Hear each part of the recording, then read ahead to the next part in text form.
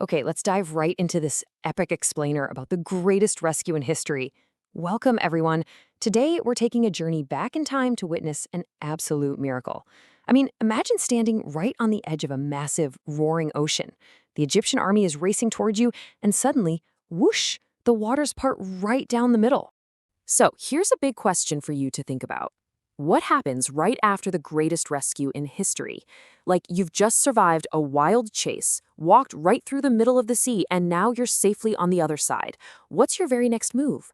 Well, buckle up, because the story of the Israelites is a complete emotional roller coaster ride. Literally, right after they safely crossed, Moses and all the people of Israel burst into this incredible song of praise to God. They sang out loud, "I will sing to Adonai, for he is highly exalted. The horse and its rider he threw in the sea." And this shows just how thankful they were for their freedom. They didn't just quietly walk away. They stopped absolutely everything to throw a massive praise party for what God had just done.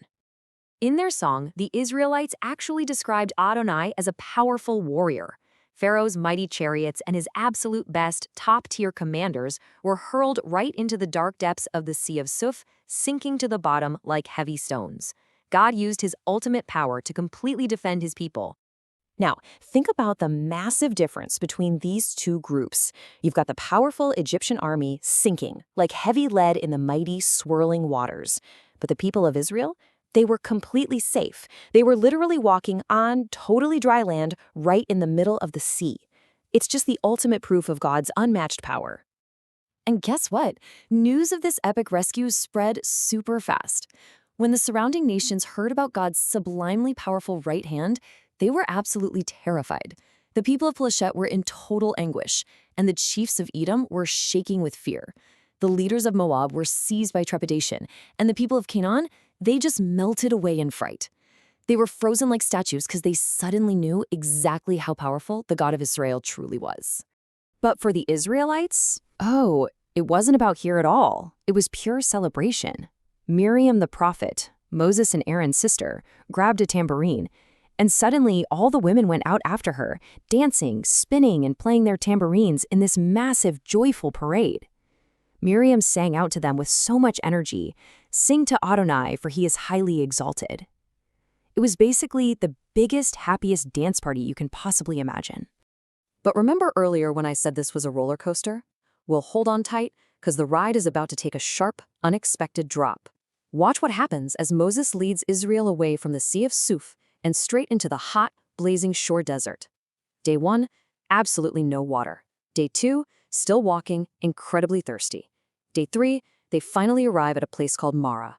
That's 3 long, exhausting days in the scorching desert heat. But oh no, when they run to the water to take a massive, refreshing gulp, they have to spit it right back out. The water was completely bitter and yucky. In fact, that's exactly why they named the place Marah, which literally translates to bitterness.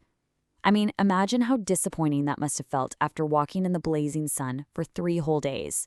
Have you ever been so thirsty, so completely tired and hot that you just kind of wanted to complain about everything? Well, that's exactly what happened here. The people grumbled against Moses and cried out, "What are we to drink?"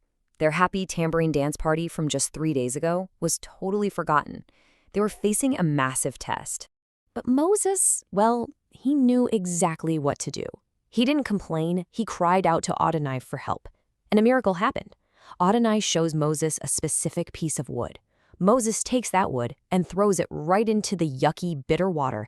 And suddenly, hooray! The water magically transforms. It becomes sweet, delicious, and perfectly good to drink. God provided for them once again. Right there, at that newly sweet water, God actually did something really important. He tested them. He made laws and rules of life for them to follow. The bitter water was kind of like their grumbling, right? A test of their faith. But the sweet water, that showed the joy and peace that comes from obeying God's rules and trusting that he's always going to take care of them, no matter what desert they're in. And then God gave them this beautiful, super comforting promise. He said, "If you will listen intently to the voice of Adonai, your God, do what he considers right, pay attention to his mitzvot, and observe his laws, I will not afflict you with any of the diseases I brought on the Egyptians, because I am Adonai, your healer." Mitzvot basically means his rules. He wanted them to know that as long as they listened and followed him, he'd be their ultimate protector and keep them from getting sick. And wow, talk about a happy ending to this part of the journey. Soon after, they traveled to a place called Elim. And what did they find there? Not just one little puddle, but 12 flowing springs of crystal clear water and 70 tall, shady palm trees. It was this beautiful, lush oasis. God rewarded their journey with this amazing abundance, bringing our emotional roller coaster right back up to a massive, happy high. All right, let's move into some food for thought. We're going to look at 3 big lessons from the desert.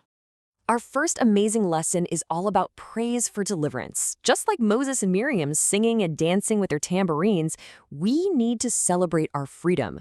Whenever we experience a breakthrough or escape a tough hardship, we shouldn't just quickly move on to the next thing. We need to pause, throw a little party, and thank God, because He is the true source of our strength and salvation. Moving on, our second lesson reminds us of God as a warrior. The Song of the Sea perfectly portrays God as an active defender who defeats evil forces. Whether you're facing a literal army of chariots or just a really huge obstacle in your everyday life, this story proves that absolutely no enemy is more powerful than God. He fights for you.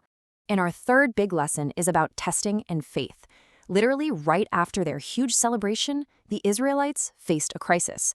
3 days with no water, and then finding bitter water at Marah. Instead of trusting God, they complained. But God sweetened the water to show them He's always providing.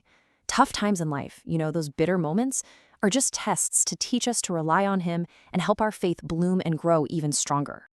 So, my young explorers, let's tie all these highs and lows together. Always remember to sing out loud and give thanks for your huge victories. Trust that God is powerful enough to fight your biggest battles. And above all, keep your faith strong, even when things seem a little bitter, because God can turn any bitter situation into something perfectly sweet.